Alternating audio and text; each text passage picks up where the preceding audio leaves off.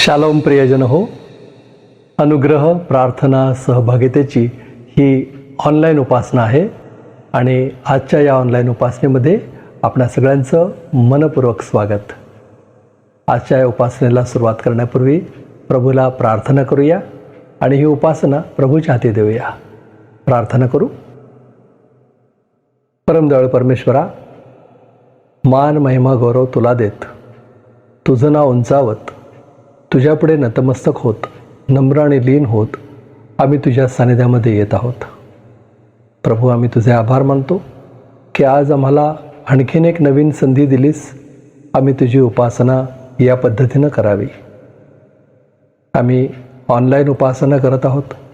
याचा अर्थ वेगवेगळ्या ठिकाणी वेगवेगळे लोक आहेत आणि वेगवेगळ्या वेळी ही उपासना ते पाहत आहेत.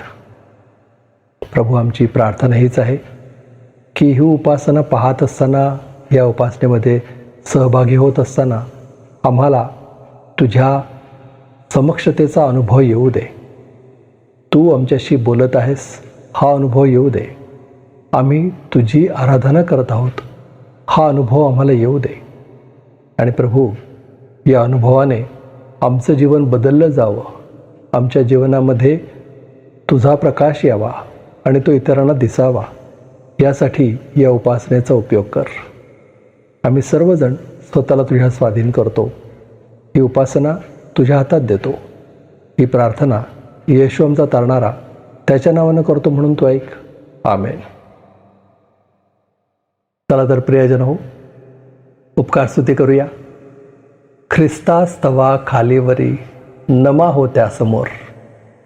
पुण्याहून सिस्टर पल्लवी मिस्त्री आणि साक्षी मिस्त्री हे गीत घेऊन प्रभूची उपकार स्तुती करण्यामध्ये आपलं पुढारीपण करतायत.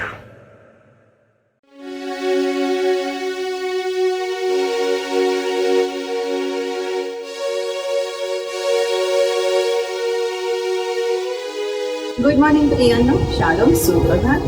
प्रियांनो, आज पुन्हा एकदा परमेश्वर देवाने आपल्याला या संडेच्या दिवशी पुन्हा ऑनलाईन एकत्र केलेलं आहे. आणि आपण जिथे कुठे आहात, मी आपल्याला विनंती करते की उपासना संगीतामधून गीत नंबर 109 हे आपण गाऊया. उपासना संगीतामधून गीत नंबर 109 हे गाऊया. आपली उपासना संगीताची पुस्तकं असतील जवळ तर उघडा आणि गीत नंबर 109 वर जा. प्रियांनो, कारण की स्तोत्रसंहिता 100 मध्ये दावीद असं म्हणतो की अहो पृथ्वीवरील सर्व लोक हो, परमेश्वराचा जय जयकार करा, हर्षाने परमेश्वराची सेवा करा, गीत गात त्याच्या पुढे या. परमेश्वर हाच देव आहे असे जाणा, त्यानेच आम्हाला उत्पन्न केले, आम्ही त्याचेच आहोत, आम्ही त्याची प्रजा, त्याच्या कोरणातील कळप आहोत. त्याचे उपकार स्मरण करीत, त्याच्या द्वारात स्तवन करीत, त्याच्या अंगणात प्रवेश करा, त्याचे उपकार स्मरण करा, त्याच्या नावाचे धन्यवाद करा, कारण परमेश्वर चांगला आहे, त्याची दया सनातन आणि त्याची सत्यता पिढ्यानपिढ्या टिकते. देवबापाची स्तुती असो. Glory be to God. Hallelujah. प्रियांनो, आपण जिथे कुठे आहात माझ्या बरोबर जॉईन करा please.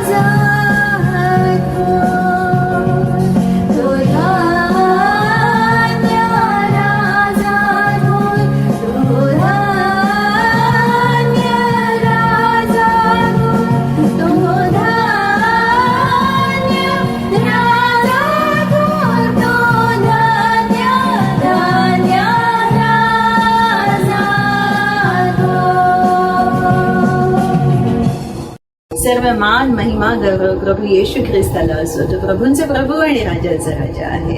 Glory be to God. Thank you all of us for joining us. Glory be to God. God bless you all.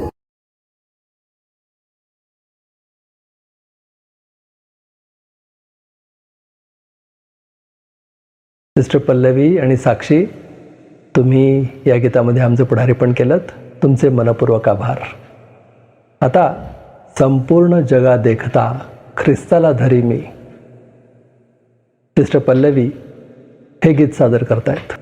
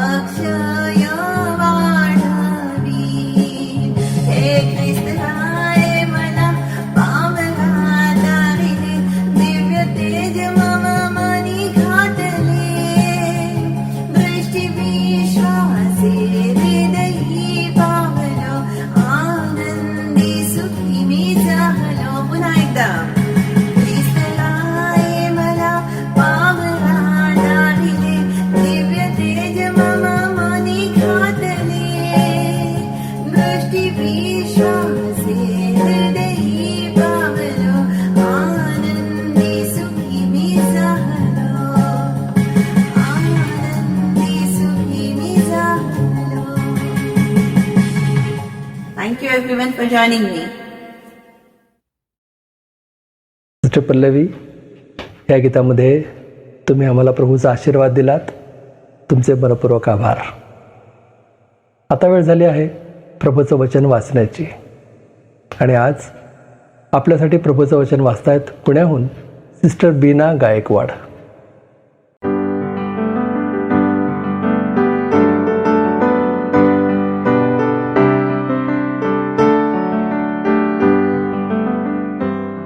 Praise the Lord. आजच्या आपल्या मननाचा शास्त्र भाग आहे अनुवादाचे पुस्तक, अध्याय 10, वचने 12 ते 22.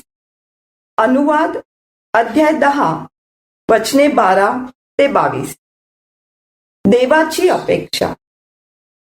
तर आता हे इस्रायला, तू आपला देव परमेश्वर ह्याचे भय धरावे, त्याच्या सर्व मार्गांनी चालावे, त्याच्यावर प्रीती करावी, पूर्ण मनाने व पूर्ण जीवाने.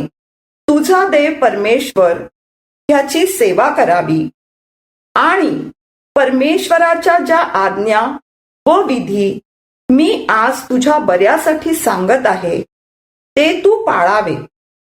तुझा देव परमेश्वर तुझ्यापासून ह्यापेक्षा जास्त काय मागतो? पहा, आकाश व आकाशापलीकडचे आकाश आणि पृथ्वी व तिच्यातले सर्व काही तुझा देव परमेश्वर ह्याचे आहे. असे असूनही परमेश्वराला तुझे पूर्वज आवडले आणि त्याने त्यांच्यावर प्रीती केली, म्हणून त्याने त्यांच्या मागे त्यांच्या संतानाला म्हणजे तुम्हाला सर्व राष्ट्रातून आजच्या प्रमाणे निवडून घेतले. हे आज विदितच आहे. म्हणून तुम्ही आपल्या अंतःकरणाची सुंता करा आणि ह्यापुढे ताठ मानेचे राहू नका. कारण तुमचा देव परमेश्वर हा देवाधिदेव, प्रभूंचा प्रभू, महान पराक्रमी व भययोग्य देव असून तो कोणाचा पक्षपात करीत नाही किंवा लाच घेत नाही. तो अनाथ व विधवा ह्यांचा न्याय करीतो आणि परदेशीयांवर प्रीती करून त्याला अन्न वस्त्र पुरवितो. तुम्ही परदेशीयांवर प्रीती करावी, कारण तुम्ही सुद्धा मिसर देशात परदेशीय होता. आपला देव परमेश्वर ह्याचे भय बाळग, त्याची सेवा कर, त्याला धरून राहा आणि त्याच्याच नावाने शपथ वहा. तो तुला स्तुतीचा विषय आहे. तो तुझा देव आहे आणि ही जी महान व भयानक कृत्ये त्याने तुझ्यासाठी केली ती तू डोळ्यांनी पाहिली आहेत. तुझे पूर्वज मिसर देशात गेले तेव्हा ते 70 जण होते, पण आता तुझा देव परमेश्वर ह्याने तुझी संख्या आकाशातील ताऱ्यांप्रमाणे बहुगुणित केली आहे. परमेश्वर वाचलेल्या या वचनांवर आशीर्वाद देवो. त्याला मान, महिमा, गौरव सदा सर्व काळ असतो. आमेन.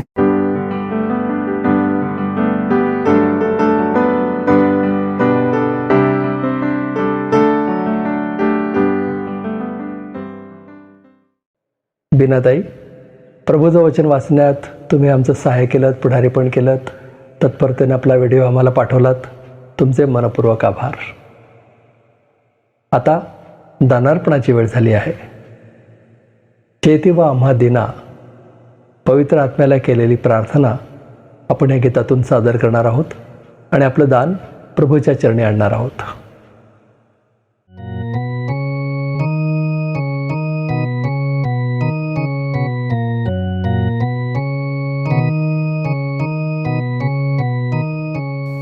आपण उपासना संगीतामधून 152 क्रमांकाचं गीत गाऊया. चेती व आम्हा दीना. मी पाहत होतो 150 ते 155 अशी 6 गीतं सुमंत करमरकर यांनी लिहिलेली आहेत. उपासना संगीत म्हटलं की आपण सहसा नारायण वामन टिळक यांचा विचार करतो, परंतु त्याशिवाय इतरसुद्धा कवी आहेत की ज्यांनी अतिशय सुंदर गीतं लिहिलेली आहेत. माझ्या अजून एक गोष्ट लक्षात आली की ही जी 6 गाणी करमरकर यांनी लिहिली आहेत ती सर्व पवित्र आत्म्यावर आहेत. पवित्र आत्मा हा विषय त्यांचा आहे. माझा विश्वास आहे, किंबहुना माझी खात्री आहे की पवित्र आत्म्याचा विशेष अनुभव त्यांना आला होता. पवित्र आत्म्यानं त्यांच्या जीवनामध्ये सखोल कार्य केलं होतं आणि तो त्यांचा अनुभव या गीतांमधून आपल्यापुढे येत आहे. पण ज्यावेळेस ह्या गाण्याची मी तयारी करत होतो तेव्हा माझ्या लक्षात आलं की ही माझी दररोजची प्रार्थना असली पाहिजे. चेती व आम्हा दीना पवित्र आत्मा येऊन. रोज सकाळी उठल्यानंतर आम्हाला खरोखर पेटण्याची गरज आहे. पवित्र आत्म्यानं आम्हाला पेटवण्याची गरज आहे. कारण कवी पुढं असं म्हणतात, हिमवत आमुची अंतकरणे थंडची गेली होऊन. खरोखर आम्ही प्रभूमध्ये किती थंड होऊन जातो नाही का? आम्हाला असं वाटतं आम्ही हे करतो ते करतो, परंतु खरोखर आपण आपल्या जीवनाचा पडताळा घेतला तर आपण आत्म्यामध्ये किती थंड आहोत याची जाणीव आम्हाला झाल्याशिवाय राहणार नाही. आणि मग पुढे कवी आपल्या अनुभवाशी बोलताना म्हणतात, ऐहिक लोभे आत्मसुखाची भुरळची गेली पडून. खरोखर आम्हाला भुरळ पडली आहे. आत्मसुख इतर कोणत्याही गोष्टीपेक्षा माझं सुख मला कसं मिळेल यासाठी आम्ही धडपड करत आहोत. मोहक कितीतरी श्रमवी हृदया आपुल्या पाशे छळूने. रोज आम्हाला मोहांचा सामना करावा लागतो आणि आमच्यावर येणारे मोह हे आम्हाला पाशामध्ये टाकून आम्हाला छळत असतात. हा आमचा अनुभव आहे, नाही का? माझा तर हा नक्कीच अनुभव आहे. आणि मग कवी शेवटी म्हणतो, असशी कपोता समस्नेहाळू मनी वस आत्म्या येऊने. कवी पवित्र आत्म्याला प्रार्थना करतो, जो कबुतराप्रमाणे आहे, शांत आहे, स्नेहाळू, प्रेमळ आहे. कवी म्हणतो, मनी वस आत्म्या म्हणून. आज मला ह्याची गरज आहे. आपल्याला आहे का?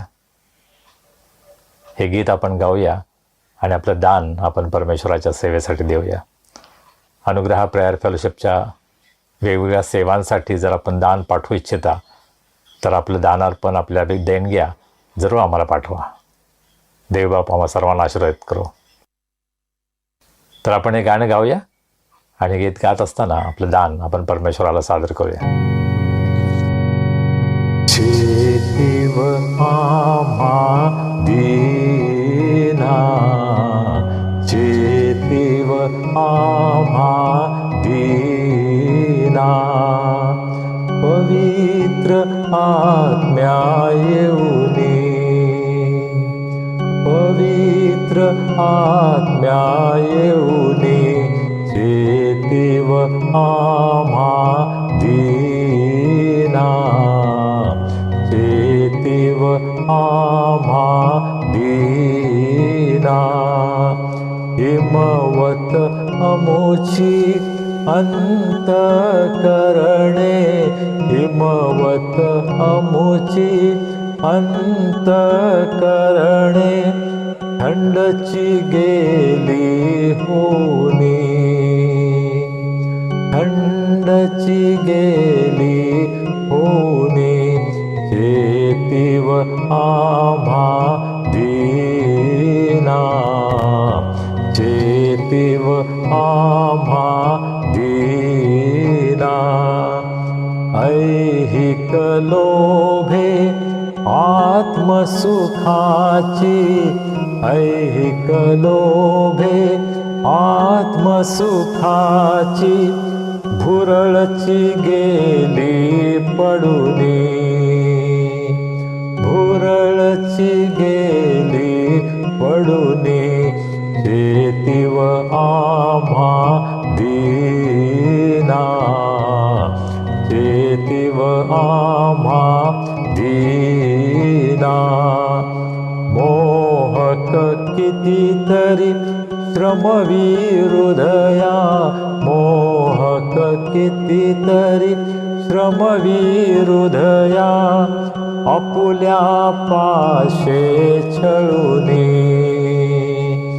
आपुल्या पाशे छळूनी, चेतीव आम्हा दीना, चेतीव आम्हा दीना, असशी कपोता समस्नेहाळू, असशी कपोता समस्नेहाळू, मनीवस आत्म्या म्हणूनी, मनीवस आत्म्या म्हणूनी, चेतीव आम्हा दीना, चेतीव आम्हा दीना, पवित्र आत्म्या येऊनी, पवित्र आत्म्या येऊनी, चेतीव आम्हा दीना, चेतीव आम्हा दीना. आपण आपलं दान परमेश्वराला अर्पण करूया. प्रार्थना करूया. हे आमचे अत्यंत प्रेमळ परमेश्वरा, आम्ही तुझे मनापासून उपकार मानतो. आजचा सुंदर दिवस तू आम्हाला आमच्या जीवनामध्ये दाखवलास. प्रभू, तू आमच्यावर दया केलीस, कृपा केलीस आणि या भूतलावर तू आम्हाला जिवंत ठेवलं आहेस. ही केवळ तुझी कृपा आहे. आमच्या सर्व गरजा तू भागवतोस, आमची काळजी घेतोस. तुझे अनेक आशीर्वाद तू आम्हाला आमच्या जीवनामध्ये देतोस. प्रभू, त्या सर्व आशीर्वादांची जाणीव ठेवून आम्ही तुझे मनापासून उपकार मानतो. आणि प्रभू, अत्यंत अल्प असं दान आज आम्ही तुझ्या भांडारामध्ये आणलं आहे. आम्ही प्रार्थना करतो प्रभू, हे दान तू आशीर्वादित कर. या दानाचा उपयोग सुवार्थ प्रसारासाठी, मंडळीच्या आध्यात्मिक वाढीसाठी, अनुग्रह प्रेयर फेलोशिपच्या सर्व सेवांमध्ये तुझं गौरव होण्यासाठी आणि हा प्रत्येकाच्या जीवनामध्ये तुझे अनेक आशीर्वाद प्राप्त व्हावेत यासाठी प्रभू या दानाचा उपयोग तू करून घे, अशी आम्ही तुला विनंती करतो. प्रभू, आम्ही आज तुझं वचन ऐकणार आहोत. आम्ही तुला विनंती करतो, या वचनाचा उलगडा तुझ्या पवित्र आत्म्याच्या द्वारे तू आम्हाला कर. तुझं सत्य आम्हाला प्रगट कर. प्रभू येशू ख्रिस्ताची आम्हाला नव्यानं ओळख होऊ दे. आमच्या ख्रिस्ती जीवनामध्ये वाढण्यासाठी प्रभू आज तू आमचं सहाय्य कर, आम्हाला मदत कर, आम्हाला उत्तेजन दे. आम्ही सर्वजण स्वतःला तुझ्या हातामध्ये सोपवतो. प्रभू, तो आम्हाला चालव. तारणारा प्रभू येशू ख्रिस्त याच्या नावाने आम्ही प्रार्थना करतो म्हणून तो ऐक. आमेन. प्रियजनो, आता वेळ झाली आहे प्रभूचा संदेश ऐकण्याची. गेल्या आठवड्यात देवाची अपेक्षा हा संदेश आपण ऐकलात. आज आमचा प्रतिसाद हा संदेश आपण ऐकूया. रेव्हरंड संजय डेव्हिड गायकवाड, आपल्या सगळ्यांचे आवडते देवाचे सेवक, हा संदेश आपल्यापर्यंत आणतायत.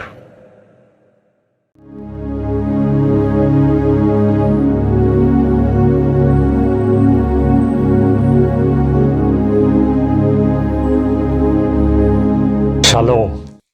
कसे आहात आपण सर्व? प्रभूच्या कृपेने आज मी खूप बरा आहे. काल खरं म्हणजे मी इंग्रजी संदेश रेकॉर्ड करत होतो आणि मला सर्दीचा खूप त्रास होत होता. परंतु त्याही परिस्थितीमध्ये मी माझं रेकॉर्डिंग पूर्ण केलं. जवळजवळ 1 आठवडाभर मला सर्दीचा खूप त्रास होत होता. परंतु काल मी आमचे फॅमिली डॉक्टर चावला यांची भेट घेतली आणि त्यांच्या हाताला खूप गुण आहे. मला आज खूप बरं वाटत आहे आणि मी आज व्यवस्थित रेकॉर्डिंग करू शकतो याबद्दल मला आनंद वाटतो आणि मी प्रभूची मनापासून स्तुती करतो, कारण प्रभूनं मला स्पर्श केला आहे हे मला माहीत आहे. तुम्हा सर्वांच्या प्रार्थनांबद्दल मी तुमचा आभारी आहे. आपला एक व्हॉट्सॲप ग्रुप आहे ऑनलाईन सर्व्हिसेस म्हणून. आधी अनुग्रह प्रेयर फेलोशिप नावाने होता, परंतु माझा फोन नोव्हेंबरमध्ये हॅक झाला. त्यामुळे मी ॲडमिन असल्यामुळं आणि मी तो ग्रुप तयार केला होता, त्यामुळं आम्हाला तो ग्रुप परत ॲक्टिवेट करता आला नाही आणि म्हणून पीटर आणि मयांक यांनी हा नवीन ग्रुप तयार केलेला आहे ऑनलाईन सर्व्हिसेस. आणि माझी आपल्या सर्वांना विनंती आहे की कृपा करून या व्हॉट्सॲप ग्रुपमध्ये आपण सामील व्हा. या व्हॉट्सॲप ग्रुपमध्ये आम्ही वेगवेगळ्या विषयांची चर्चा करतो. मंडईचा छळ चालू आहे त्याविषयीच्या बातम्या आम्ही शेअर करतो, त्यासाठी प्रार्थना करण्याचं आम्ही निवेदन करतो, विनंती करतो. आणि ख्रिस्ती जीवनासाठी काय पोषक आहे या संबंधीचे संदेश, पोस्ट आम्ही प्रामुख्यानं या व्हॉट्सॲप ग्रुपमध्ये देतो. गुड मॉर्निंग, गुड नाईट आणि त्या प्रकारचे कुठलेही इमेजेस आणि संदेश या ग्रुपमध्ये आम्ही एनकरेज करत नाही. परंतु पवित्र शास्त्रावर, वचनावर आधारित काही गोष्टींवर आम्ही चर्चा करतो. आणि आज ख्रिस्ती मंडळीसमोर जे काही प्रश्न आहेत त्यासंबंधी आम्ही चर्चा करतो. एकमेकांचे विचार आम्ही मांडतो आणि सर्वांना स्वातंत्र्य आहे. जरी मी ॲडमिन आहे, पीटर मयांक हे ॲडमिन असले तरीसुद्धा प्रत्येकाला स्वातंत्र्य आहे आपले विचार मांडण्याचे. गेल्या काही दिवसांमध्ये आम्ही पास्टर शिजू पापाचानन त्यांची पत्नी, ज्यांना अटक करण्यात आली होती आणि 5 वर्षांची शिक्षा सुनावण्यात आली होती UPच्या कोर्टमध्ये, हे केरळचं दाम्पत्य आणि सिनियर पास्टर आहेत आणि अतिशय विश्वासानं ते सेवा करत आहेत. आणि सुवार्तेला विरोध करणाऱ्यांनी त्यांच्यावर हल्ला केला, त्यांना अटक केली आणि त्यांचा पुष्कळ छळ करण्यात आला. परंतु प्रभूची स्तुती असो, त्यांना काही दिवसांपूर्वी बेल मिळाला दोघांनाही आणि ते सुरक्षित आहेत. आणि पर्सिक्युशन रिलीफ नावाची जी संस्था आहे ती त्यांच्या मागं भक्कमपणे उभी आहे आणि सर्व ख्रिस्ती लोक त्यांच्या मागे आहेत, त्यांच्याबरोबर आहेत, त्यांच्यासाठी प्रार्थना करत आहेत. प्रभूने आमची प्रार्थना ऐकली, त्याबद्दल आम्ही प्रभूला धन्यवाद देतो. आणि भारताच्या अनेक भागांमध्ये, उत्तर प्रदेश, राजस्थान, छत्तीसगड या ठिकाणी ख्रिस्ती लोकांवर हल्ले होत आहेत, छळ होत आहे आणि आम्ही त्यांच्यासाठी प्रार्थना करण्याची गरज आहे. मणिपूरमध्ये चर्चेस जाळण्यात आलेले आहेत, ख्रिस्ती लोकांचा छळ करण्यात येत आहे, त्यांच्यासाठी आपण प्रार्थना करण्याची गरज आहे. मी दररोज या गोष्टींसाठी प्रार्थना करतो. दररोज माझ्या प्रार्थनेमध्ये मी इस्रायलसाठी, पॅलेस्टाईनसाठी, युक्रेनसाठी, बांगलादेशसाठी, मणिपूरसाठी, अशा वेगवेगळ्या देशांसाठी ज्या ठिकाणी ख्रिस्ती लोकांवर अत्याचार होत आहेत, निरपराध लोक मारले जात आहेत, त्यांच्यासाठी मी नेहमी प्रार्थना करत असतो. आणि माझं तुम्हाला सुद्धा आव्हान आहे, आपण सुद्धा या सर्व आपल्या बांधवांसाठी प्रार्थना करूया. कारण प्रभू येशू ख्रिस्तावरील विश्वासामुळं, प्रभू येशू ख्रिस्ताच्या नावासाठी आज त्यांचा प्रचंड छळ होत आहे. कदाचित उद्या आपली वेळ असेल, आम्हाला माहीत नाही, आणि त्यासाठी आम्ही तयार असण्याची गरज आहे. आज मंडळांनी जागृत होण्याची गरज आहे. किती मंडळांमध्ये आज छळ होणाऱ्या आमच्या बांधवांसाठी प्रार्थना केली जाते. कदाचित एखादी प्रार्थना संपूर्ण भक्तीमध्ये होत असेल, परंतु विशेष आग्रहाची प्रार्थना मंडळी ख्रिस्ती विश्वासणारे म्हणून आम्ही करत आहोत का, हा प्रश्न आपण स्वतःला विचारायला हवा. मी कदाचित थोडा वाहवत गेलो. मला खरं म्हणजे सांगायचं होतं की अनुग्रह प्रेयर फेलोशिपचा जो हा व्हॉट्सॲप ग्रुप आहे, ऑनलाईन सर्व्हिसेस, त्यामध्ये तुम्ही जॉईन व्हा. कारण वेळोवेळी आम्ही त्या ठिकाणी सूचना देत असतो. जसं काही दिवसांपूर्वी मी एक संदेश पाठवलेला आहे, एक मेसेज पाठवलेला आहे. 22 मार्च 2020 ही अनुग्रह प्रेयर फेलोशिपची ऑनलाईन सर्व्हिस सुरू झाली आणि तेव्हापासून आता 5 वर्ष होत आहेत. 22 मार्चला 5 वर्ष होतील. आम्ही अखंडितपणे ही ऑनलाईन भक्ती उपलब्ध करून देत आहोत आणि हजारो लोकांना याद्वारे आशीर्वाद मिळालेला आहे आणि त्याबद्दल आम्ही मनापासून प्रभूला धन्यवाद देतो. आणि प्रभूची उपकास्त्री करण्यासाठी, तिचे आभार मानण्यासाठी आम्ही पुण्यामध्ये सभा आयोजित करत आहोत. फिजिकल मीटिंग, प्रत्यक्ष आम्हाला त्या ठिकाणी हजर राहता यावं या दृष्टीनं बायबल सेंटर या ठिकाणी 26 एप्रिल 2025 सकाळी 11 ते दुपारी 2 पर्यंत आम्ही ही सभा आयोजित करत आहोत. आणि त्यासंबंधीची माहिती आम्ही वेळोवेळी व्हॉट्सॲप ग्रुपवर देत असतो. आणि म्हणून माझी आपल्याला विनंती आहे की कृपा करून आपला नंबर मला पाठवा, पीटरला पाठवा, मयांकला पाठवा आणि आम्ही आपल्याला त्या व्हॉट्सॲप ग्रुपमध्ये सामील करू, ज्यामुळे आपल्याला सर्व काही ज्या सूचना आहेत, माहिती आहे, ती वेळोवेळी मिळत राहील. आणि आपण लवकरात लवकर आपला प्रतिसाद द्यावा, यासाठी की आम्हाला उत्तम प्रकारे तयारी करता यावी. आम्ही स्थानिक पातळीवर एक कमिटी फॉर्म करू, ज्यामध्ये जे नियमित ही भक्ती अटेंड करतात, या भक्तीमध्ये भाग घेतात, त्यांची कमिटी असेल आणि त्यांनी या उपकास्त्रीच्या प्रार्थनेचं आयोजन करावं अशी माझी इच्छा आहे. मला स्वतःला किंवा पीटरला जास्त भाग घ्यायला नको आहे, परंतु जे सर्व यामध्ये सहभागी होतात वेळोवेळी, त्यांना माझी विनंती आहे की आपण ह्या सर्व कार्यक्रमाचं नियोजन करा. आम्ही तर आहोतच, परंतु तुम्ही ही जबाबदारी घ्या आणि एक सुंदर कार्यक्रम आपण उपकास्त्रीची प्रार्थना म्हणून 26 एप्रिल 2025 घेऊ. आणि त्यासंबंधीच्या आपल्या काही सूचना असतील, आपल्याला काही कल्पना सुचवायच्या असतील तर जरूर आम्हाला कळवा. माझी इच्छा आहे की भारतातील आणि परदेशातील आमच्या सर्व बंधू भगिनींनी या उपकास्त्रीच्या सभेमध्ये सहभागी व्हावा. अर्थात वेळ फार कमी आहे. परदेशातील आमचे बंधू आणि बहिणी कदाचित त्यांना जमणार नाही, परंतु ज्यांना शक्य आहे, मला आपल्याला आवाहन करायचं आहे, विनंती करायची आहे की आपण जरूर 26 एप्रिलला या सभेमध्ये सहभागी होण्यासाठी प्रयत्न करा. या आनंदामध्ये आपण सहभागी होऊन प्रभूचा मोठा आशीर्वाद आम्हा सर्वांना प्राप्त व्हावा, ही आमची इच्छा आहे. तुम्ही जर आपलं नाव आणि फोन नंबर अद्याप आम्हाला कळवला नसेल तर कृपा करून आम्हाला तो कळवा, यासाठी की आम्हाला नेहमीच तुमच्याशी संपर्क करता येईल.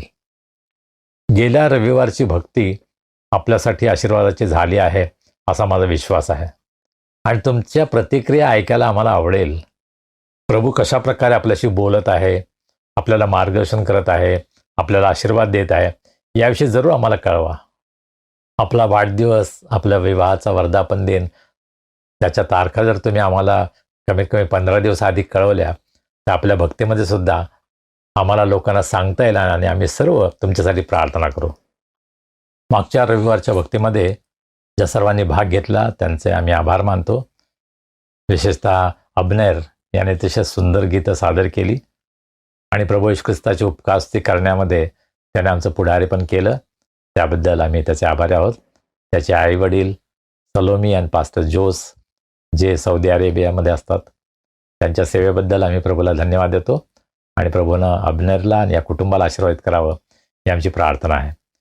इंग्रजीमध्ये मास्टर डॅनियल प्रणय पंडित यानं शास्त्र वाचन केलं. तो सुद्धा प्रभूच्या सेवेसाठी नेहमी तयार असतो. त्याच्याबद्दल आम्ही देवाला धन्यवाद देतो आणि त्याच्या कुटुंबाबद्दल फियोना आणि प्रणय पंडित यांच्याबद्दल सुद्धा आम्ही प्रभूची स्तुती करतो. ते आमच्यासाठी प्रार्थना करतात, दान पाठवतात, सहभाग घेतात. त्याबद्दल आम्ही या सर्व कुटुंबाचे मनापासून आभार मानतो. आजच्या आपल्या मननासाठी जो शास्त्रभाग आहे तो आपल्यासाठी सिस्टर बीना गायकवाड यांनी वाचला आणि त्यासुद्धा आपल्या भक्तीमध्ये सहभागी होण्यासाठी नेहमी तत्पर असतात आणि आम्हाला मदत करतात. त्यांचे आम्ही आभारी आहोत. इंग्रजीमध्ये डॉक्टर सामा थॉमस यांनी शास्त्रभागाचं वाचन केलेलं आहे आणि त्यासुद्धा आपल्यासाठी प्रार्थना करतात, सहभागी होतात. याबद्दल त्यांचे आणि त्यांच्या कुटुंबाचे सुद्धा आम्ही आभारी आहोत. मागच्या रविवारी आणि या रविवारीसुद्धा अनुवादाचं पुस्तक याचा 10वा अध्याय आणि 12 ते 22 ही वचनं वाचण्यात आली. मागच्या रविवारी मी सुरुवात केली. फक्त मागच्या रविवारी जरी मी यावर मनन करण्यासाठी सुरुवात केली तरी आपण 2च वचनं पाहू शकलो. कारण त्या 2 वचनांमध्ये कितीतरी गोष्टी होत्या नाही का. प्रामुख्यानं 5 गोष्टींवर आपण मनन केलं आणि मला खूप आनंद वाटतो की मयांक नोएल यानं हा जो संदेश आहे त्याचा थोडक्यात सारांश आमच्या ग्रुपवर टाकला आणि त्याबद्दल त्याचेही मी आभार मानतो. आणि मला खूप उत्तेजन मिळतं ज्यावेळेस अशा प्रकारचा प्रतिसाद कोणीही पाठवतं. त्याचा अर्थ तुम्ही लक्षपूर्वक ऐकत आहात, तुम्हाला देव मार्गदर्शन करत आहे, तुमच्याशी बोलत आहे, तुम्हाला आशीर्वाद देत आहे. हे जेव्हा आम्हाला पाहायला मिळतं त्यावेळेस आम्हाला खूप आनंद वाटतो आणि आम्ही प्रभूची मनापासून स्तुती करतो.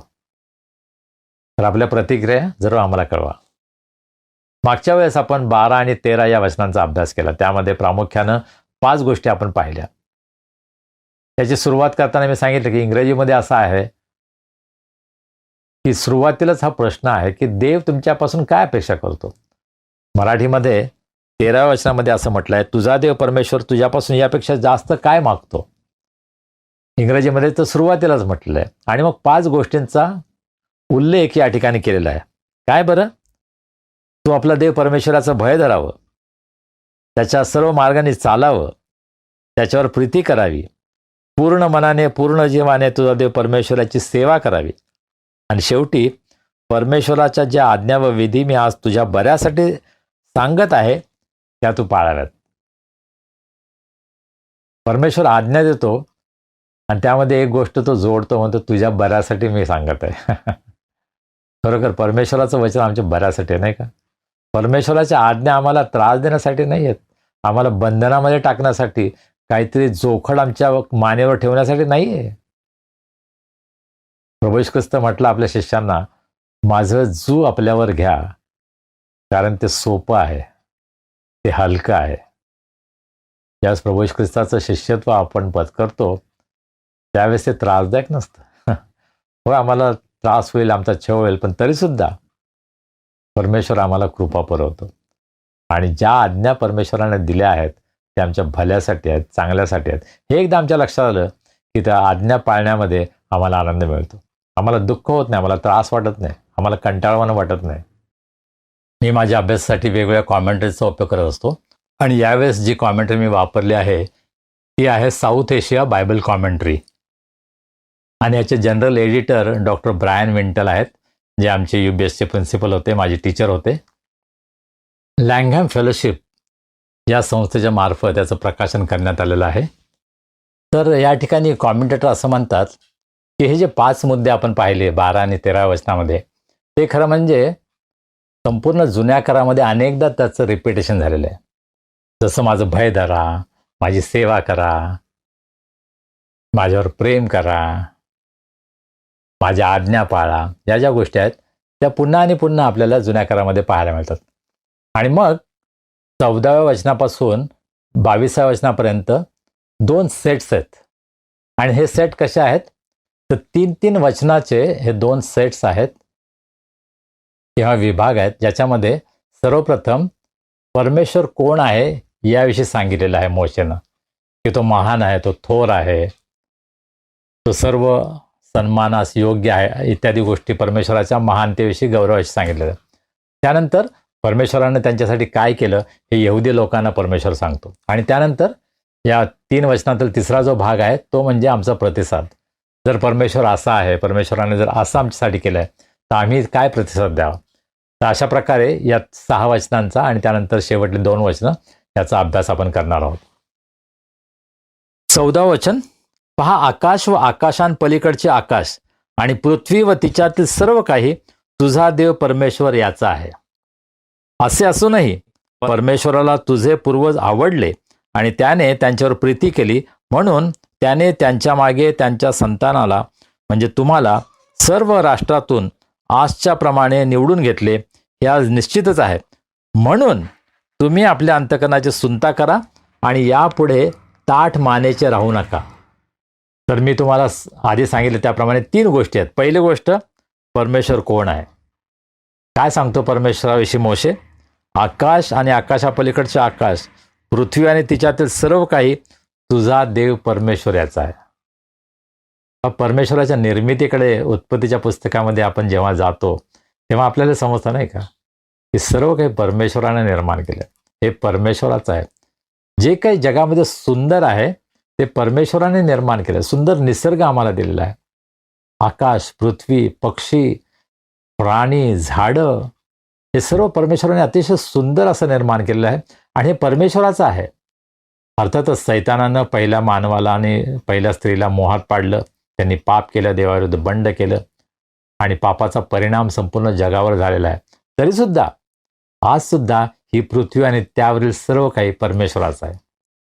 आमची मुलगी अनुग्रहा ही क्रिएशन केअर नावाचे एक चळवळ आहे त्याच्याशी जुडलेली आहे आणि संपूर्ण जगामध्ये ह्या चळवळीचं काम आहे आणि ती मलेशियामध्ये राहून या चळवळीमध्ये सहभागी होते. आणि परमेश्वराने जी सुंदर सृष्टी निर्माण केलेली आहे त्याची आम्ही कसं काळजी घेणं आवश्यक आहे. त्या सृष्टीचा नाश होऊ नये, या सृष्टीचं जतन केलं जावं, या दृष्टीनं या चळवळीतील लोक हे प्रयत्न करत आहेत. आणि आज आपण जगामध्ये काय पाहतो? सगळीकडे विध्वंस आहे. आज युद्ध चालू आहे. युद्धाच्या बातम्या मी पाहतो आणि मला खूप वाईट वाटतं. या सुंदर सृष्टीचा या सर्व आधुनिक शस्त्रास्त्रांच्याद्वारे नाश केला जात आहे. प्रचंड प्रदूषण संपूर्ण जगामध्ये वाढत आहे. माणसांचा नाश होत आहे, माणसांना त्रास होत आहे, परंतु संपूर्ण सृष्टीचा सुद्धा नाश करण्यासाठी या सर्व आधुनिक शस्त्रास्त्रांचा उपयोग होत आहे. ही अतिशय दुःखाची गोष्ट आहे. परंतु तरीसुद्धा ही पृथ्वी परमेश्वराची आहे. त्याचा अधिकार संपूर्ण पृथ्वीवर आहे. आणि मग दावीद असं म्हणतो, असे असूनही परमेश्वराला तुझे पूर्वज आवडले आणि त्याने त्यांच्यावर प्रीती केली, म्हणून त्याने त्यांच्या मागे त्यांच्या संतानाला म्हणजे तुम्हाला सर्व राष्ट्रातून आजच्या प्रमाणे निवडून गेले. हे आज विदितच आहे. परमेश्वरानं इस्रायल लोकांवर प्रेम केलं, इस्रायल लोकांना निवडून घेतलं. याची जाणीव इस्रायल लोकांना पुन्हा मोशे करून देत आहे. तुम्हाला त्याने निवडून घेतलं याची आठवण मोशे इस्रायलाला करून देत आहे. सर्व काही परमेश्वराचं आहे, परंतु त्यामध्ये त्याने तुम्हाला आपले स्वतःचे लोक म्हणून निवडून घेतले. किती अद्भुत गोष्ट नाही का? आणि आज आमच्यासाठी हे खरं आहे नाही का? आम्ही तर देवाचे लोक नव्हतो, परंतु आज आम्ही देवाचे लोक आहोत. पेत्राचं पहिले पत्र याचा 2रा अध्याय 9व्या वचनामध्ये आम्हाला म्हटलेलं आहे, आम्ही राजकीय याजकगण आहोत. आम्ही देवाचे स्वतःचे लोक आहोत. आम्ही पूर्वी लोक नव्हतो, परंतु देवानं आम्हाला त्याचे स्वतःचे लोक बनवलेले आहे. किती मोठा सन्मान देवानं आम्हाला दिलेला आहे. त्याने आमच्यावर प्रेम केलेलं आहे. प्रभू येशू ख्रिस्ताच्या द्वारे त्याची प्रीती त्याने आम्हाला प्रगट केली आहे आणि हे देवानं आमच्यासाठी उत्तम काम केलेलं आहे. आमचा प्रतिसाद काय असावा? म्हणून तुम्ही अंतकरणाची सुंता करा आणि यापुढे ताठ मानेचे राहू नका. म्हणजेच तुम्ही नम्र व्हा. ताठ मानेचे म्हणजे काय? माझंच खरं, माझे विचारच खरे. आणि हा रोग आम्हा सर्वांना आहे. आम्ही अगदी सर्वसामान्य चर्च सभासद असू किंवा आम्ही चर्चमध्ये पुढारी असू, आम्ही वडील असू, आम्ही पालक असू, आम्ही बिशप असू, आम्ही कोणी असू. मी एका नॅशनल लीडर्स ग्रुपमध्ये आहे आणि त्या ठिकाणी सुद्धा मला हे पाहायला मिळतं. एकमेकांचे पाय खेचण्यासाठी, एकमेकांना कमी लेखण्यासाठी मोठमोठे आमचे जे पुढारी आहेत ते प्रयत्न करत असतात. कारण आम्ही ताठ मानायचे आहोत. माझं मत महत्त्वाचं आहे. मी जे सांगतो ते सर्वांनी ऐकलं पाहिजे. मी सांगतो तेच खरं आहे. अशा प्रकारची आमची प्रवृत्ती आज आमच्या जीवनामधून इतरांना दिसते नाही का? आज मंडळीमध्ये का समस्या आहेत? आमच्या ख्रिस्ती जीवनामध्ये आज समस्या काय आहेत? कारण आम्ही ताठ मानायचे आहोत. आम्हाला सर्वांना हे कबूल करावं लागेल. आम्ही कोणी असू.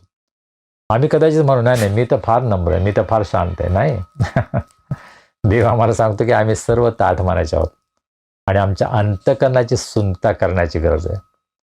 यहुदी लोकांना शारीरिक सुंता सांगितली होती, परंतु सर्व इस्रायल लोकांसाठी काय देवाचा नियम आहे? आमच्या अंतःकरणाची सुंदर व्हायला पाहिजे. आमच्या अंतःकरणामध्ये बदल होणं आवश्यक आहे. आणि आज ख्रिस्ती मंडळीला, आज तुम्हाला आणि मला त्याची गरज आहे. आमच्या अंतःकरणामध्ये बदल घडवून आणण्याची गरज आहे. पूर्वापार चालून आलेल्या परंपरा, आमचा विश्वास याच्यामध्ये न राहता आम्हाला येशू ख्रिस्तामध्ये नवीन अंतःकरण मिळण्याची गरज आहे. आणि प्रभू आम्हाला ते अंतःकरण देतो. प्रभू आम्हाला मांसमय हृदय देतो, असं देवाचं वचन आम्हाला सांगतं. आमचं हृदय दगडाचं झालेलं आहे, कठोर झालेलं होतं आम्ही. आम्हाला नम्र होण्याची गरज आहे. हा मोशे फार मोठा पुढारी होता. लाखो लोकांचं पुढारी पण त्याने केलं. पण त्याच्या जीवनामध्ये आपल्याला काय दिसतं? तो अतिशय नम्र होता. आपल्या लोकांसाठी त्यानं परमेश्वराची विनंती केली, परमेश्वराला विनंती केली, काकुळत केली. तो परमेश्वरापुढे उपडा पडला, दया कर आमच्या लोकांवर. आज अशा प्रकारचे नेते आहेत का आपल्याकडं? आज आम्ही अशा प्रकारचे ख्रिस्ती नेते पाहतो का, की आपल्यासाठी, जे आपल्या मंडळीसाठी, आपल्या विश्वासणाऱ्यांसाठी गुडघ्यावर येतात, प्रार्थना करतात, शोक करतात? आज अशा पुढाऱ्यांची आम्हाला गरज आहे. अशा सभासदांची आम्हाला गरज आहे, जे इतरांसाठी मध्यस्थी करतील, जे नम्र होतील.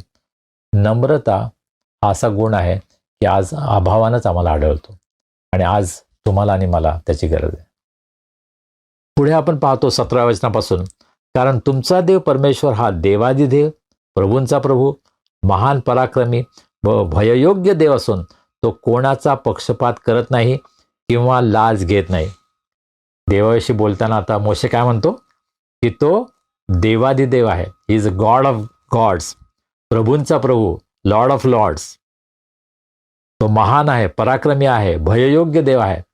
कदाचित आमच्या गाण्यामध्ये आम्ही फार सुंदररीतीने हे गातो, परंतु खरोखर माझ्या जीवनामध्ये मी त्याचा अनुभव घेत आहे का?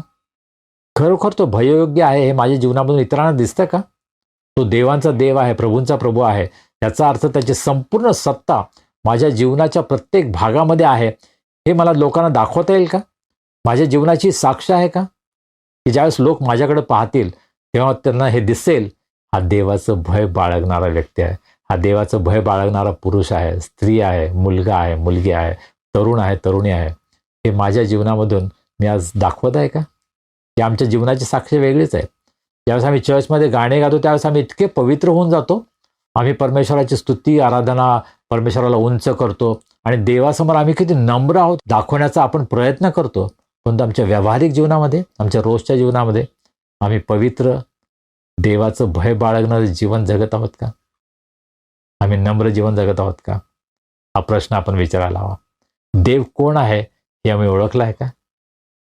पहिली गोष्ट, देव कोण आहे हे मोशे सांगत आहे. मग तो म्हणतो की तो पक्षपात करत नाही किंवा लाज घेत नाही. आम्ही देवाला लाज देऊ शकतो का? हो. आमच्यापैकी अनेक जण देवाला लाज देतात. जेव्हा आम्ही मोठमोठ्या रकमा जाहीरपणे देवाला देतो त्यावेळेस आम्ही जाहीर करत असतो की पहा मी किती चांगला आहे, मी किती दानशूर आहे. आमची स्पर्धा लागते नाही का एकमेकांबरोबर, की देवासाठी आम्ही किती करत आहोत. विशेषतः इतर काही धर्मांमध्ये आम्हाला पाहायला मिळते की मंदिरामध्ये मोठमोठ्या रकमा दिल्या जातात, सोन्याचा मुकुट दिला जातो, रत्नहार दिला जातो आणि हे दिलं जातं का? लोकांना दाखवण्यासाठी. पुष्कळ आम्ही लाच देतो. आम्हाला असं वाटतं जितकं आम्ही देवाला जास्त देऊ तितका आम्हाला आशीर्वाद मिळेल. आणि ख्रिस्ती मंडळांमध्ये सुद्धा ही भावना आहे की जेवढं तुम्ही देवाला द्याल तेवढं तुम्हाला परत मिळेल. आम्ही जणू काय देवाबरोबर बार्गेनिंग करत असतो. देवाला आम्ही लाच देत असतो की आम्ही तुला 10,000 देत आहे, तुम्हाला आता आणखीन 20,000 द्यायला पाहिजे. मी कदाचित आपल्याला हे सांगितलं आहे. एका मिशनरी संस्थेमधून एक फार सिनियर मिशनरी माझ्या पत्नीला भेटायला आला आणि तो साक्ष देत होता. काय साक्ष देत होता? मी चर्चमध्ये 10,000 दिले, मी माझ्या पालकांसाठी हे केलं, मी माझ्या पालकांसाठी ते केलं, मी माझ्या चर्चसाठी हे केलं आणि देवाने मला आशीर्वाद दिला. तुम्ही देवाबरोबर अशा प्रकारे देवाणघेवाण करता आणि त्याचे जाहीरपणे त्या गोष्टी सांगता. अशा प्रकारच्या गोष्टींची आम्हाला लाज वाटायला हवी. मी त्या व्यक्तीला एकच गोष्ट विचारली, तुमच्या जीवनामध्ये आध्यात्मिक आशीर्वाद नाही मिळत का, की फक्त भौतिक आशीर्वाद? तुम्ही देवाला 10,000 दिले, देवाने तुम्हाला 20,000 दिले. तुम्ही पालकांना त्यांचा सूट दिला आणि देवाने तुम्हाला भरपूर कपडे दिले. अशा प्रकारच्या आमच्या साक्षी आहेत. आणि अशा प्रकारच्या मंडळीमध्ये लोक जातात आणि त्या ठिकाणी गर्दी करतात. अशा मंडळ्या फार फेमस होतात. कारण जितकं आम्ही देवाला देतो तितकं देव आम्हाला जास्त देतो. अशा प्रकारची साक्ष आम्ही देतो. होय, हा आमचा अनुभव खरं आहे. देव निश्चितच आम्हाला देतो, कारण देव आमचा कोणाचाही ऋणी नाही, कर्जदार नाही आहे. परंतु आमची साक्ष केवळ पैशापुरती, जगिक आशीर्वादांपुरतीच मर्यादित आहे का? आम्ही जगामध्ये पाहतो की काही लोक मोठमोठ्या रकमा एखाद्या मंदिरामध्ये देतात. का बरं? कारण त्यांच्या जीवनामध्ये यश मिळालेलं असतं. ते वाईट मार्गाने मिळालं असेल तरी सुद्धा, कदाचित तो काळा पैसा असेल तरी सुद्धा तो ते देवाला अर्पण करतात. देवाला लाच देण्याचा प्रयत्न आज जगामध्ये होत आहे, नाही का? देव पक्षपात करत नाही. त्या जगामध्ये आम्हाला पक्षपात पाहायला मिळतो. परवा मी एक कुस्तीची स्पर्धा पाहत होतो. अहमदनगरमध्ये ही कुस्तीची स्पर्धा चालू होती आणि त्या ठिकाणी जे 2 पैलवान त्यांची कुस्ती चालू होती आणि तो क्षण आला की ज्यावेळेस एका पैलवानानं दुसऱ्या पैलवानाला खाली पाडलं होतं, परंतु त्याची पाठ पूर्णपणे टेकलेली नव्हती. तरीसुद्धा जो रेफरी होता, जो पंच होता, त्याने दुसऱ्या व्यक्तीला विजयी म्हणून घोषित केलं. अर्थातच ज्याच्यावर अन्याय झाला होता आणि आम्हाला स्पष्ट दिसत होतं, टीव्हीवर ते रिप्ले करत होते आणि दिसत होतं की त्याच्या पाठीची एकच बाजू टेकलेली होती, दुसरी बाजू टेकलेली नव्हती. आणि हा पैलवान ज्याचा पराभव झाला तो अतिशय चिडला. त्याने त्या पंचाची कॉलर पकडली, त्याला लात मारली. त्याने जे काही केलं चुकीचं होतं, परंतु त्याच्या जीवनामध्ये त्यानं अनुभव घेतला की त्याच्यावर किती पक्षपात झाला. आणि आम्ही सर्व त्याचे साक्षी आहोत. ज्यांनी ही स्पर्धा पाहिली त्यांना हे माहीत आहे, होय त्याच्या बाबतीमध्ये पक्षपात झाला. आणि आज जगामध्ये सर्वत्र आम्हाला पाहायला मिळतं की अन्याय होत आहे, पक्षपात होत आहे. आज ख्रिस्ती पुढाऱ्यांवर, ख्रिस्ती पाळकांवर, ख्रिस्ती सेवकांवर अन्याय होत आहे. त्यांना जेलमध्ये टाकलं जात आहे, खोटे नाटे आरोप केले जात आहेत. आज जगामध्ये सर्वत्र आम्हाला पक्षपात पाहायला मिळतो. सर्व देशामध्ये, मंडळांमध्ये सुद्धा पक्षपात आहे. मला एखादी व्यक्ती आवडते, मला एखादी व्यक्ती जास्त पैसे देते म्हणून मी त्या व्यक्तीला महत्त्व द्यायचं, असे प्रकार आज मंडळांमध्ये सुद्धा चालू आहेत. परंतु देव पक्षपात करत नाही. आमचा जो देव आहे तो पक्षपात करत नाही आणि त्या देवावर आम्ही विश्वास ठेवतो, त्या देवाची आम्ही भक्ती करतो आणि त्या देवाचं आज्ञापालन आम्हाला करायचं आहे. परमेश्वराविषयी बोलताना मोशे पुढे असं म्हणतो, तो अनाथ व विधवा यांचा न्याय करतो आणि परदेशियांवर प्रीती करून त्यांना अन्न वस्त्र पुरवतो. परमेश्वर काय करतो आणि कसा आहे याच्याविषयी मोशे सांगत आहे की तो अनाथ आणि विधवा यांचा न्याय करतो. याचा अर्थ काय? की जे असहाय्य आहेत, जे दुर्बळ आहेत, ज्यांना स्वतःच्या प्रयत्नानं न्याय मिळवता येत नाही, परमेश्वर त्यांचा न्याय करतो. आणि पवित्रशास्त्रामध्ये जागोजागी हे लिहिलेलं आहे, हे आपल्याला पाहायला मिळतं की परमेश्वर अनाथ आणि विधवा यांचा न्याय करतो, त्यांच्यावर प्रीती करतो, त्यांची काळजी घेतो. तो परदेशांवर प्रीती करतो. आज संपूर्ण जगामध्ये निर्वासितांचा प्रश्न चर्चेला जात आहे. अमेरिकेनं फार मोठा निर्णय घेतला. तो योग्य की अयोग्य याच्यामध्ये मी जाणार नाही, परंतु अमेरिकेचे प्रेसिडेंट ट्रम्प यांनी सांगितले सर्व इल्लीगल मायग्रंट्स, म्हणजे जे चुकीच्या मार्गानं या देशामध्ये आलेले आहेत, त्यांना आम्ही परत पाठवू. कदाचित त्यांच्या दृष्टिकोनातून तो निर्णय योग्य आहे. जे बेकायदेशीर मार्गाने आलेले आहेत त्यांना ते परत पाठवत आहेत. ते असं म्हणत नाही आम्ही सर्व परदेशांना पाठवणार नाही. पण या ठिकाणी सुद्धा परमेश्वराचा स्वभाव काय आहे? परमेश्वर परदेशांवर प्रीती करतो. या प्रकारे मोशे आम्हाला सांगत आहे. आणि मग पुढे तो म्हणतो 19 वचन, तुम्ही परदेशांवर प्रीती करावी, कारण तुम्ही सुद्धा मिसर देशात परदेशी होता. तुम्ही काय होता याच्यावर आठवण ठेवा. तुम्ही सुद्धा परदेशीय होता आणि म्हणून तुम्ही परदेशांवर प्रीती करावी. मला असं वाटतं आज अमेरिकेने सुद्धा हा विचार करायला पाहिजे. अमेरिकेमध्ये सर्व आलेले खरं बाहेरचेच आहेत. स्थानिक जे अमेरिकन आहेत ते अल्पसंख्याक आहेत.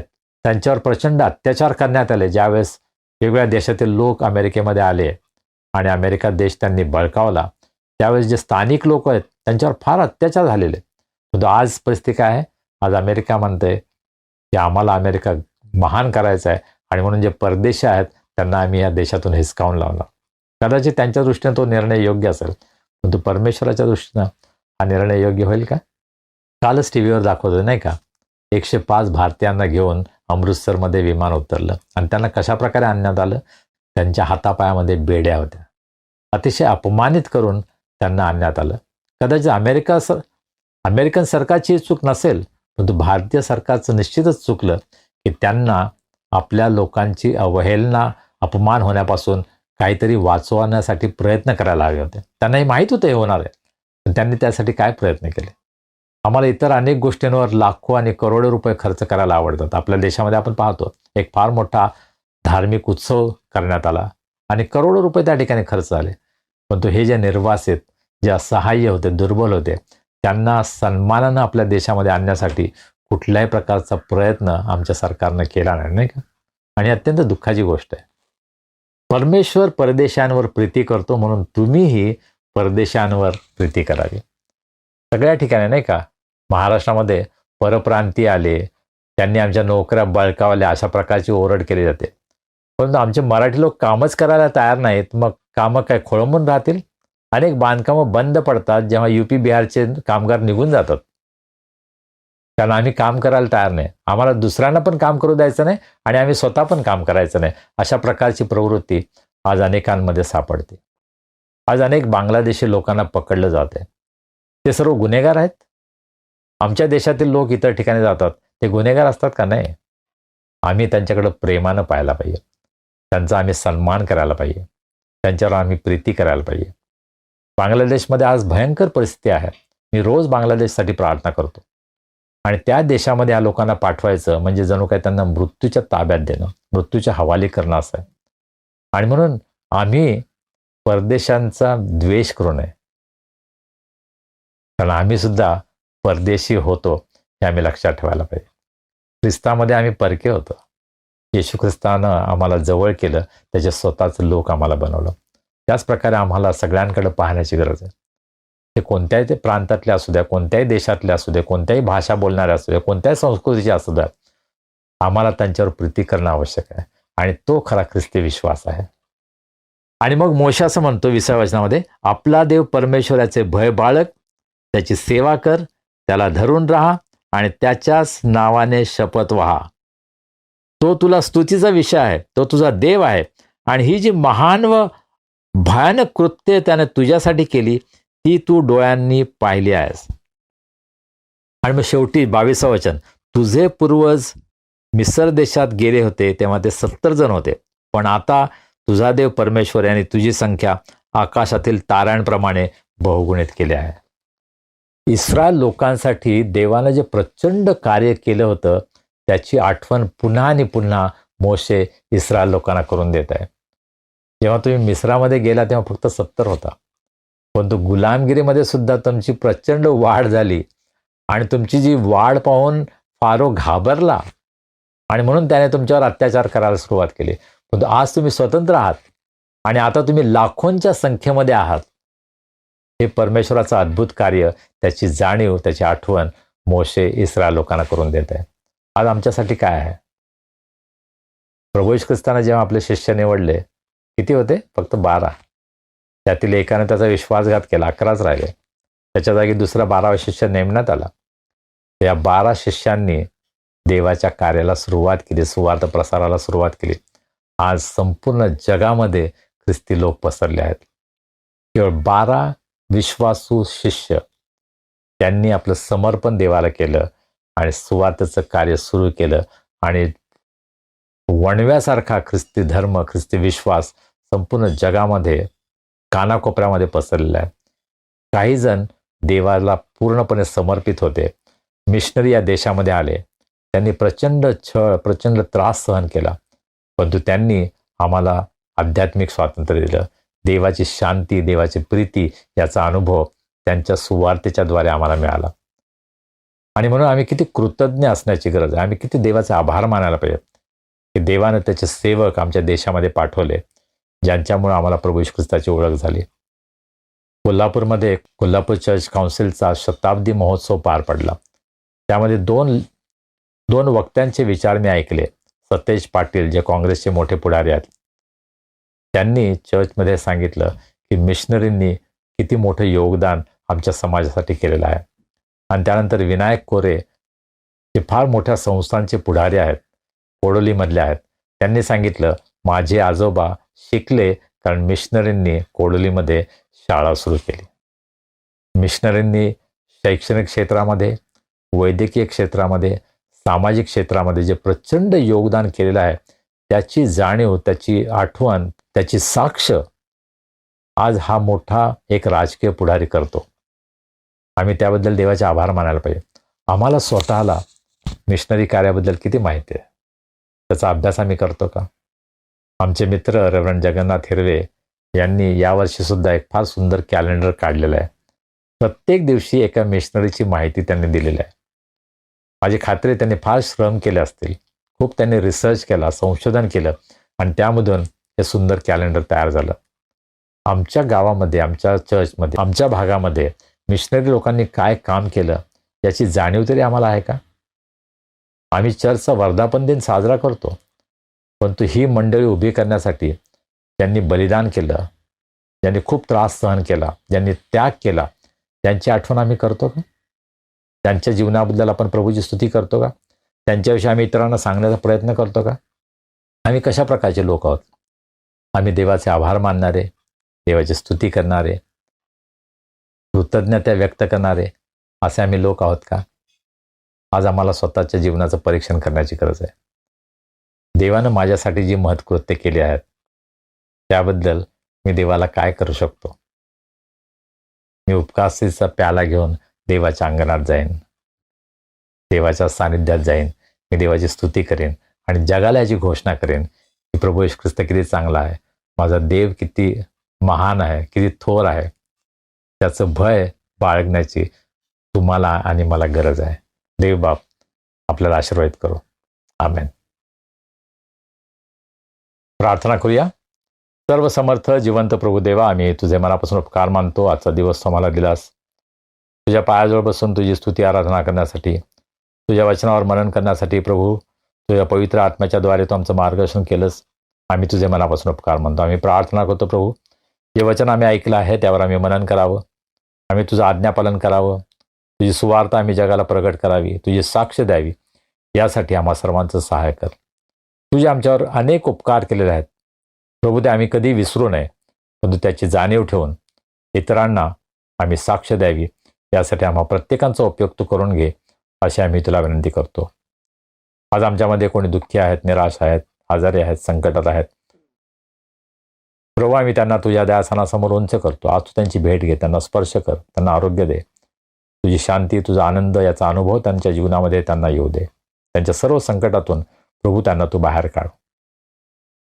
ज्यांचे वाढदिवस आहेत, विवाहाचे वर्धापन दिन आहेत, त्यांच्याबद्दल आम्ही तुला धन्यवाद देतो, तुझी स्तुती करतो. त्यांना तू आजपर्यंत सांभाळलंस, आशीर्वादित केलंस, त्याबद्दल आम्ही तुझे उपकार मानतो. आम्ही प्रार्थना करतो प्रभू, त्यांचं पुढील जीवन अधिक आणि अधिक आशीर्वादित कर. तुझ्या सुंदर आणि उत्तम योजना त्यांच्या जीवनामध्ये तो पूर्णत्वास येऊ दे. त्यांनी तुझ्यावर प्रीती करावी, तुझ्या आज्ञा पाळाव्यात, तुझी साक्ष द्यावी, यासाठी प्रभू त्या सर्वांना तुझी कृपा तू पुरव. या येणाऱ्या आठवड्यामध्ये तू आम्हा सर्वांच्या बरोबर राहा, तुझी कृपा तू आम्हाला पुरव. तुझ्या मार्गात चालण्यास, तुझ्या आज्ञा पाळण्यास, तुझ्यावर प्रीती करण्यास प्रभू आम्हा सर्वांचं तू सहाय्य कर.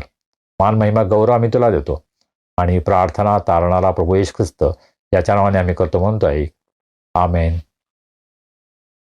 प्रभूने शिकवलेली प्रार्थना करूया. हे आमच्या स्वर्गातील पित्या, तुझे नाम पवित्र मानले जाओ, तुझे राज्य येवो, जसे स्वर्गात तसे पृथ्वीवरही तुझ्या इच्छेप्रमाणे हो. आमची रोजची भाकर आज आम्हास दे, जसे आम्ही आपल्या अपराधांची क्षमा करतो, तसे तू आम्हाला आमच्या अपराधांची क्षमा कर. आणि आम्हास परीक्षा नकोस, तर आम्हास वाईटापासून सोडव, कारण की राज्य, सामर्थ्य आणि गौरव ही सर्व काळ तुझीच आहेत. आमेन. आणि आता देव बापाची प्रीती, प्रभू येशू ख्रिस्ताची कृपा, पवित्र आत्म्याची सहभागिता, शांती, आनंद आणि आरोग्य आम्हा सर्वांसह आमच्या प्रियजनांबरोबर, देवाच्या सर्व लोकांबरोबर आता आणि सदा सर्व काळ असो. आमेन.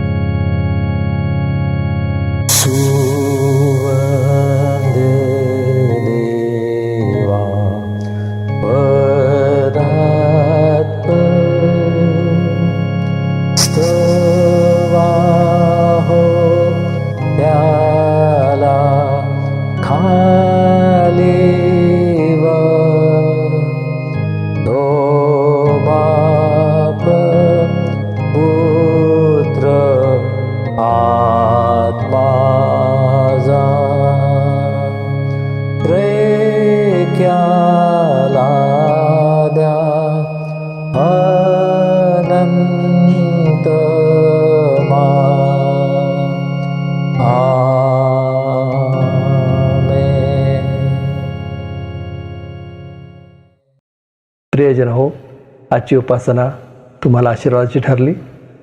प्रभू तुमच्याशी बोलला. आम्हाला कळवा, तुमचा प्रतिसाद आम्हाला समजू द्या आणि उपासनेची लिंक आपल्या मित्रमंडळी नातेवाईकांना देखील द्या. तुम्हाला मिळालेला आशीर्वाद त्यांनाही मिळू द्या. आता भेटूया पुढील रविवारी. तोपर्यंत शालोम.